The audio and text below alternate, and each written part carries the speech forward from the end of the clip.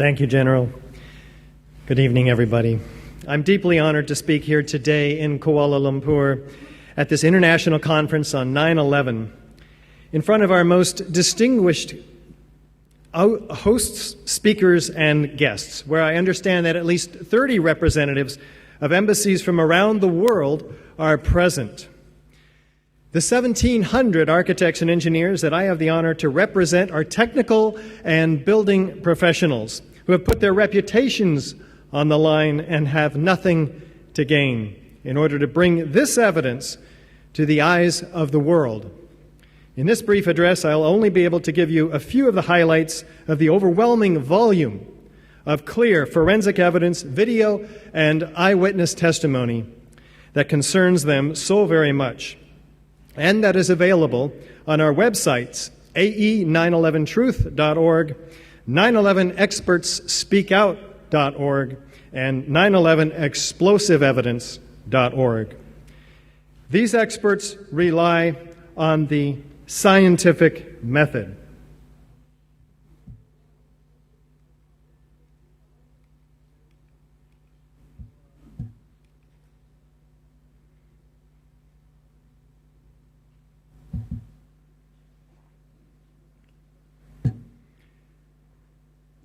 We've had it for about 100 years in the West. We formulate a question: how did the towers come down? We do some background research, make some observations, and come up with our best guess. We construct a hypothesis, make predictions from that hypothesis.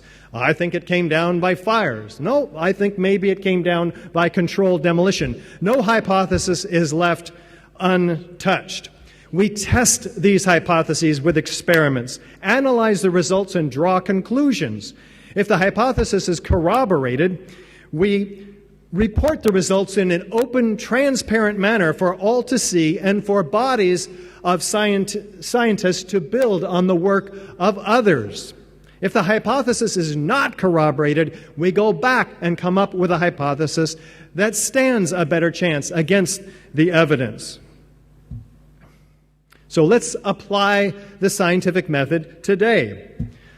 What are the forces that destroy buildings? There are many, of course. Fire is certainly one of them. Fire moves through an office building every 20 minutes or so in a given area, burning up the fuel that's available, looking for fresh new fuel sources.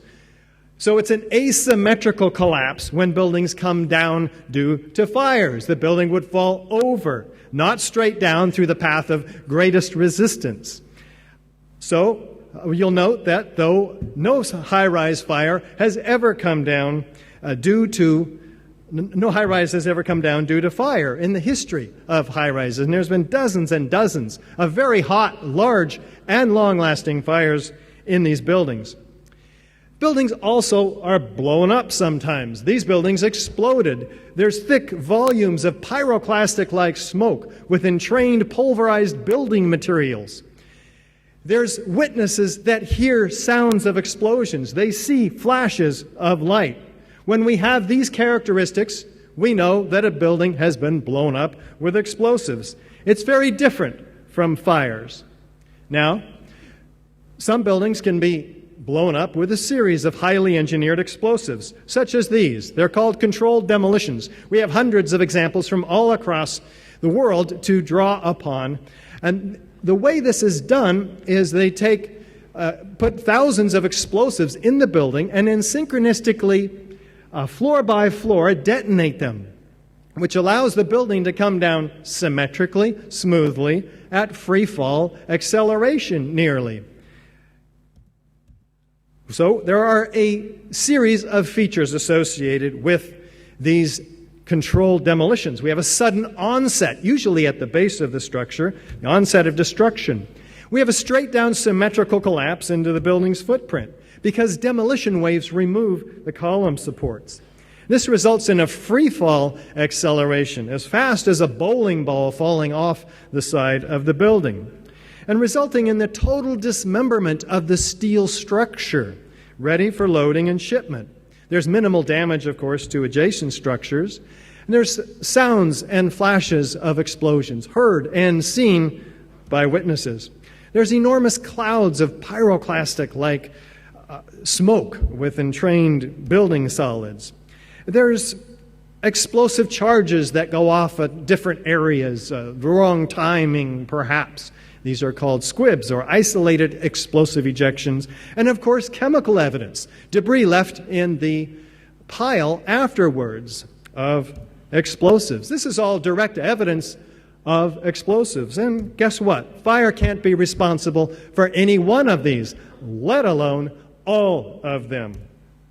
And if we have additional supporting governmental documentation, experts agree, yeah, that's a controlled demolition. Foreknowledge, these are planned months in advance.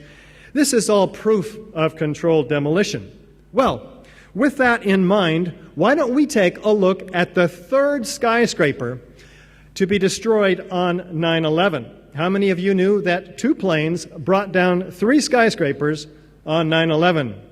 Most architects and engineers know nothing about the third worst structural failure in modern history. 47-story World Trade Center 7, the tallest building in most of the states in the U.S. It wasn't hit by an airplane, and yet at about 5:20 in the afternoon, this building suffers the collapse that we'll take a look at. And then we'll compare the features of this building's destruction to those of a controlled demolition, starting with, is there a sudden onset of destruction at the base of the building? Let's listen to newscaster Dan Rather. What you're seeing are high shots. Now, here we're going to show you a videotape of the collapse itself. Describe that. Now we go to videotape, the collapse of this building.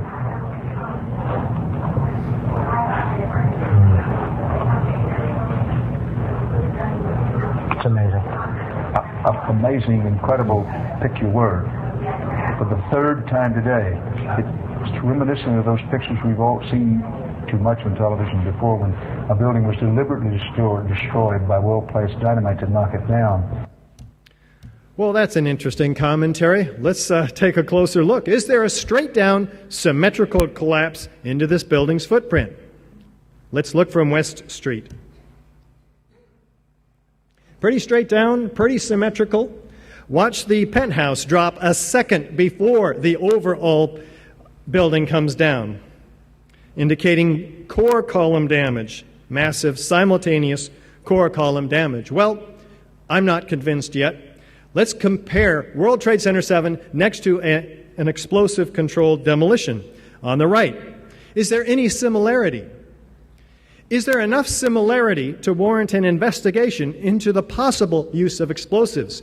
And yet NIST, the National Institute of Standards and Technology, who was tasked by Congress with explaining this collapse to us, never even looked at this possibility, even though every high-rise that has been brought down with this technology, and no high-rise has been brought down by fire.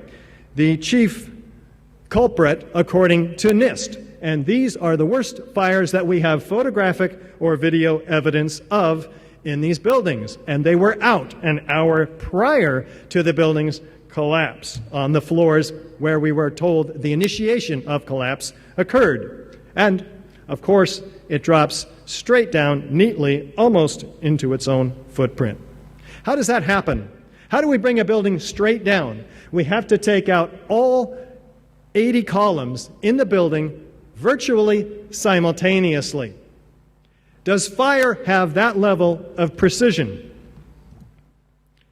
And how fast does this building come down? You can see the building gaining additional speed, additional distance with every second, indicating free fall. What is free fall? I'm going to drop this bottle. It's going to fall. 3, 2, 1.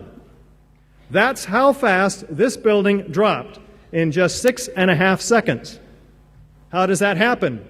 All of the resistance has to be removed. That's why it's called free fall. How does that happen? Well, whatever made that happen, it's responsible also for the total dismemberment of the steel structure, such that a 47-story skyscraper falls like a house of cards into a pile just 3 or 4 or 5 stories tall. And, of course, there are at least half a dozen witnesses that hear explosions, like Kevin McPadden, first responder. And then it was like another 2-3 seconds, you heard explosions. Like, boom! It's like a distinct sound. It's not like when in compression, like boom, boom, boom, boom, boom, like floors that were dropping and collapsing. This was boom, and like you felt a rumble in the ground, like almost like you wanted to grab onto something. That, to me, I knew that was an explosion. There was no doubt in my mind. Explosions like this, perhaps. Yeah, here's one of the guys who can tell you I'm okay, all right? Here, hold on. You want to call your mother or something? None of these explosions are a part of the official story. Why not? Is there chemical evidence left behind in the residue? We'll come back to this in a moment. But these first 8 characteristics, of course, are direct evidence of explosive destruction. Fire can't account for any one of them, let alone all 8 of them.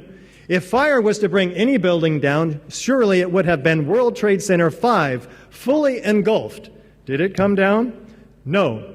Steel frame, high-rise, mid-rise office buildings do not come down as a result of fire. Yet these fires brought this building down in 6.5 seconds, completely destroyed. Does it make sense? Not according to the 20-year controlled demolition expert, 27-year controlled demolition expert Danny Jawenko, the top European controlled demolition company. It starts from below. They've simply blown away the columns. This is controlled demolition. Team of experts did this. It's professional work, without a doubt. He made this statement not having been aware of what happened, that this building had come down on 9/11. Was there any foreknowledge of this building's destruction? Let's listen to these mysterious construction workers walking away from Building 7, looking back after hearing an explosion and saying this. Keep your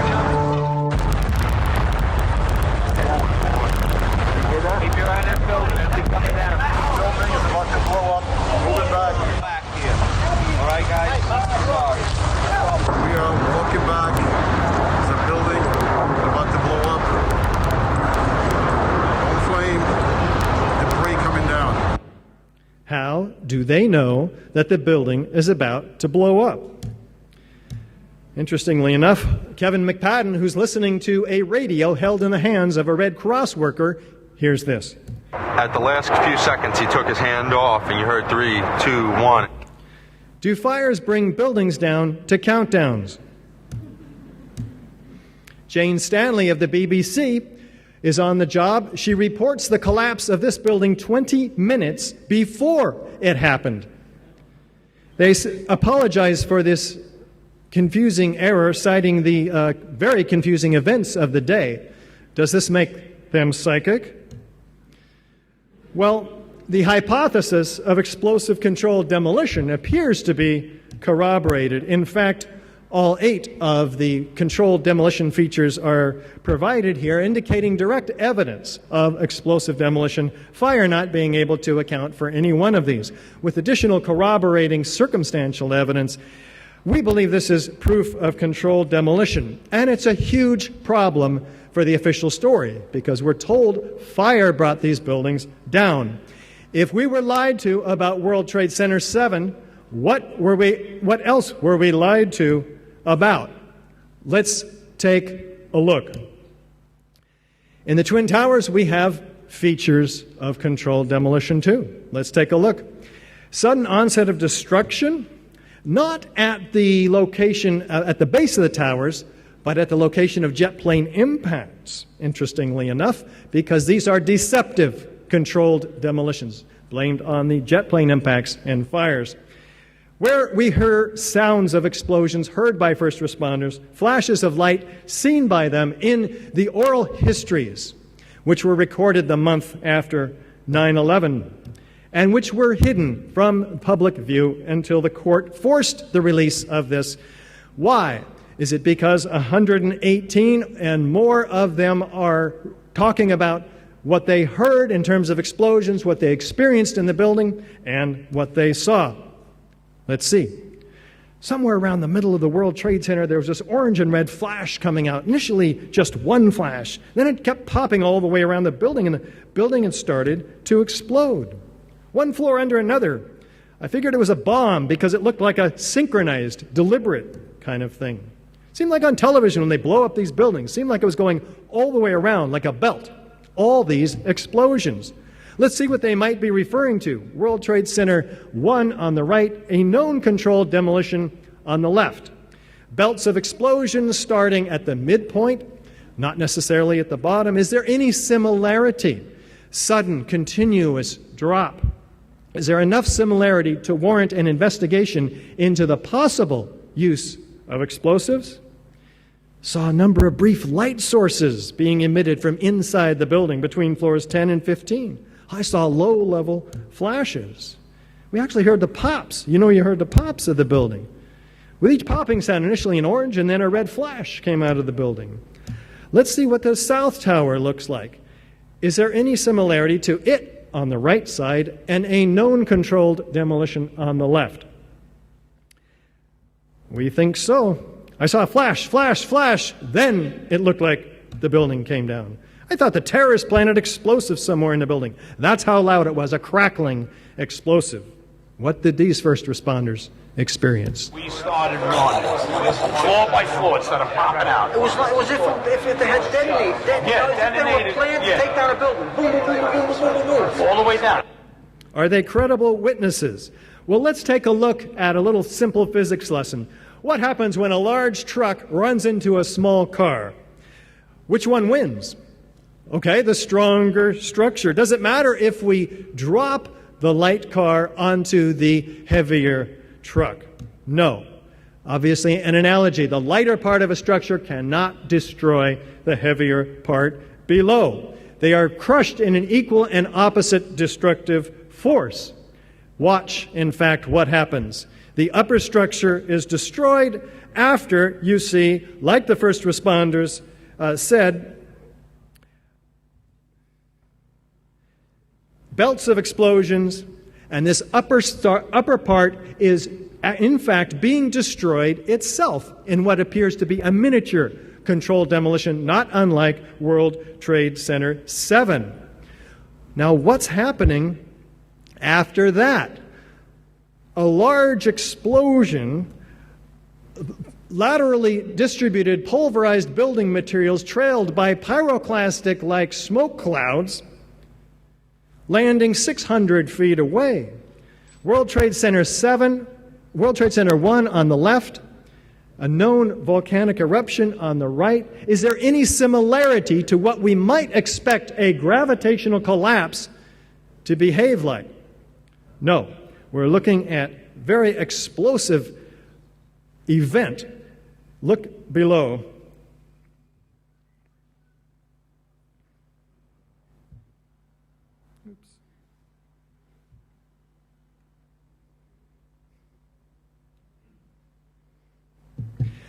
These laterally distributed pulverized building materials land 1,200 feet in every direction, well outside the boundaries of ground zero. Are there explosive charges going off 20, 40, even 60 stories down? Indeed, as documented here in this video. We're told that these are puffs of air being produced by that giant piston, the upper 12 stories in the case of World Trade Center 1, pushing air down the elevator shafts, and it's got to come out somewhere, right? Well, these are not puffs of air. They're clearly pulverized building materials. They're being ejected at 160 to 200 feet per second and 20 to 60 stories down in obviously an engineered pattern, often at the midpoint between the corners of the building. Do we have a near free-fall pace through the path of greatest resistance? Well, this building comes down in somewhere between 9 and 12 seconds. That is nearly free-fall acceleration. And it is accelerating straight down through 80,000 tons of structural steel framework that must have been removed before this building's descent or during it in a very precisely timed manner. because we also have the total dismemberment of this structure during the event, where the steel skeleton is completely broken up and distributed outside the perimeter of these buildings. Watch the South Tower in terms of dismemberment. It begins to tip over, and yet, even after 22 degrees off-center, we still have a symmetrical collapse down below. So we have asymmetrical loading from this block that's falling, continuing theoretically its angular momentum. We'd expect it to fall in one massive heap down there, right? We have asymmetrical damage from the fires, and we have asymmetrical damage from the airplanes. And yet, watch from below. Complete symmetrical destruction all the way down, like the fireman described, belts of explosions all the way down to the ground.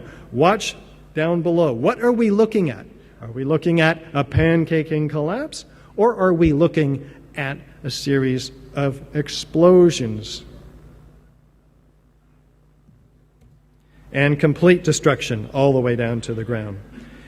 Ejecting laterally, as you can see, freely flying objects, structural steel sections, landing 300 to 600 feet in every direction. It's not a banana peeling, it's free-flying objects. And these take an extraordinary amount of energy, enough energy to eject a cannonball, a 200-pound cannonball, 3 miles. And so where are the floors if everything's being ejected laterally? We would expect to find 110 floors stacked up at the base of each of these towers. What do we see? Only a 2-story pile on the left of core columns, perimeter columns, and so forth. On the right, we have a pancaking collapse. We might expect to see something a lot more like that.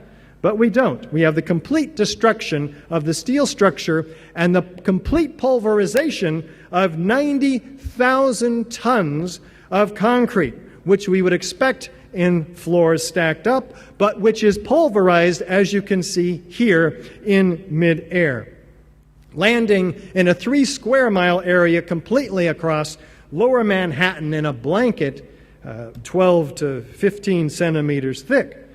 In that dust, the World Trade Center dust, we find all kinds of interesting evidence. In fact, evidence of extreme high temperature in the piles themselves, 2,800 degrees Fahrenheit. Pouring out of the South Tower, we have liquid molten iron or steel. We can tell by the temperature, by the color, that its temperatures exceed the melting point of iron, as a matter of fact.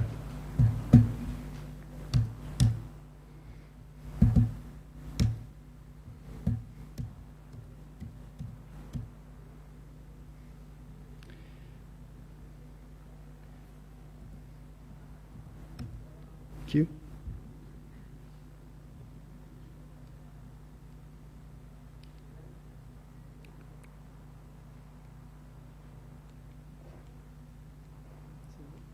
Turn the video off.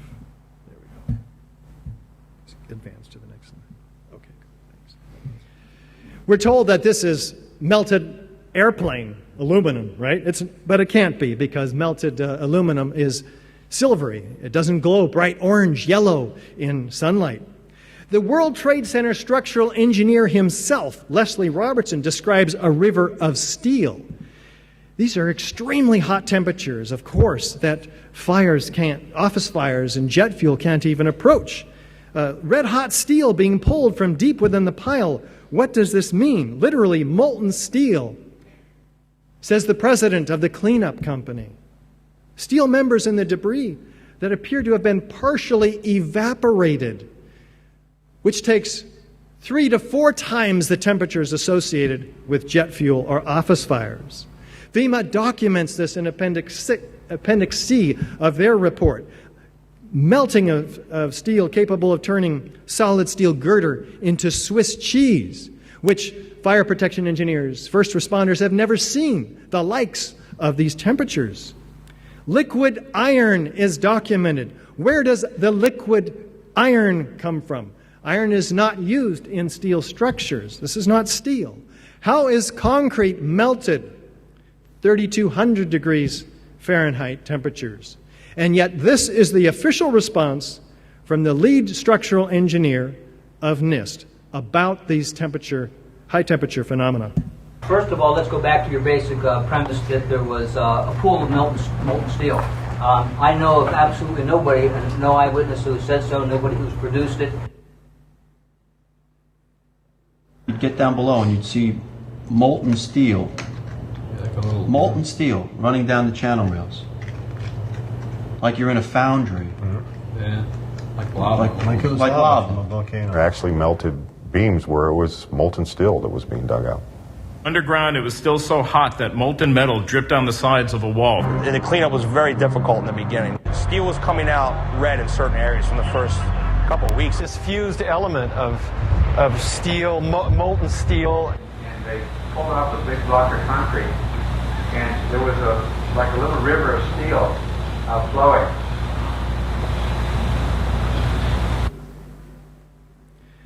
Pretty interesting, because his fingerprint is all over the evaporated ends of these columns, and later he denies it. This is the piece that was saved for Appendix C, FEMA report. Well, again, World Trade Center fires maybe got 600 to 800 degrees centigrade, but structural steel doesn't melt until up to 1,500 degrees centigrade. What can create those temperatures? Let's look at one possible material, chemical reaction, thermite, an incendiary that releases 2,500 degree centigrade temperatures and can be responsible for the molten material dripping out of the debris in this tractor. Could thermite have produced all this? And what is thermite anyway? An incendiary used by the military, thermite is a compound of iron oxide and aluminum, which when ignited sustains an extreme heat reaction, creating molten iron. In just 2 seconds, thermite can reach temperatures over 4,500 degrees Fahrenheit, quite enough to liquefy steel. We know that open-air fires cannot burn hot enough to melt steel, but metal had melted at the base of the towers. Appendix C of the FEMA report describes sulfur residues on the World Trade Center steel.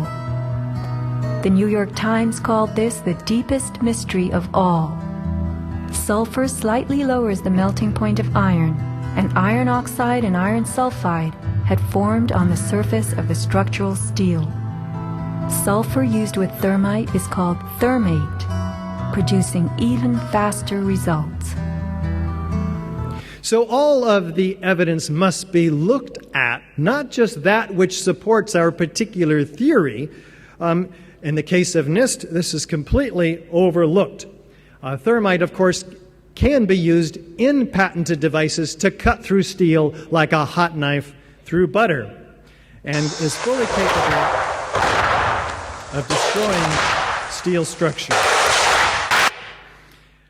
Is there any evidence, though, of thermite in the World Trade Center dust?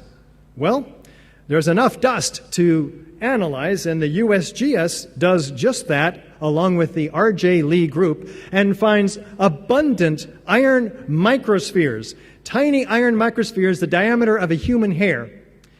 They find in up to 6% of these dust samples is composed of these ubiquitous, previously molten iron microspheres, indicating tremendously hot temperatures that fire and jet fuel are not capable of, and indicating by their roundness that they were formed in the air, in midair, during the event, as USGS and R.J. Lee document. So, these spheres are produced as a result of a thermite reaction. Tens of thousands of them, as you see in this simple little experiment here. The iron spheres are analyzed, and they have the signature of thermite in them: sulfur, aluminum, iron, silica, oxygen. But what else was found in all this World Trade Center dust? Any unignited thermite, perhaps? In these samples, independently collected by this international team of scientists led by Niels Harrit in Copenhagen, they find in each of their samples hundreds of these small red-gray chips. The red side is composed of what? The exact ingredients of thermite. This should not be found in the World Trade Center dust at all. Iron, oxygen, silica, carbon. Let's zoom into the red layer 50,000 times. What do we see? Small, very small particles of iron oxide and aluminum powders that are 1,000 times smaller than the diameter of a human hair. These are nanoscaled particles built from the atomic scale up. So they take these red chips, they put them in a heater. When they get up to 422 degrees centigrade, they ignite. What happens when these chips ignite in this heater, in this experiment? They produce iron spheres, the same iron spheres that are found in the World Trade Center dust by officials from the USGS that have no explanation. Well, here is the explanation. It's as clear as day. You see, it's an internally self-consistent set of evidence that can put a whole lot of people away for treason for a very long time if we can find the culprits of this material. Actually, it's not made in a cave in Afghanistan. It's a very sophisticated process made only in the most advanced defense contracting laboratories in the U.S. Now, this work is documented in a 25-page peer-reviewed paper by the Bentham Open Chemical Physics Journal. It stands uncontested. The way to contest somebody's conspiracy theory is to put forth your own peer-reviewed paper. This has not been done. So you see, all of these features are direct evidence not of fire, but of explosive destruction. Fire can't account for any one of them, let alone all 10 of them. So is our hypothesis corroborated? We believe so. In fact, as you can see, this evidence is clear and convincing and quite damning to the official story and of the events of 9/11. It's critical that everyone hearing this testimony take appropriate and timely action and not simply rely upon others to do what is necessary. There are many actions you can take as well, such as supporting these proceedings. I also refer you to our excellent series of DVDs, which are available outside in the back after the session, and to the special screening of our new movie at lunchtime right here in this room, 9/11 Explosive Evidence, Experts Speak Out, which includes the testimony of 43 of our petition signers, high-rise architects, structural engineers, scientists, controlled demolition experts, 9/11 family members, and many others, which we'll be submitting into the official record of these proceedings. As you can see, it is, in fact, critical that everyone... We also ask you to support our historic effort at AE 9/11 Truth to speak directly to every Muslim country in the world. As you can imagine, we've not succeeded in the United States to bring this information, the story of the century, out in the mainstream media. This underscores the tremendous significance of these proceedings of the Perdana Global Peace Foundation. Please do whatever you can to carry this vital work forward. Thank you so very much.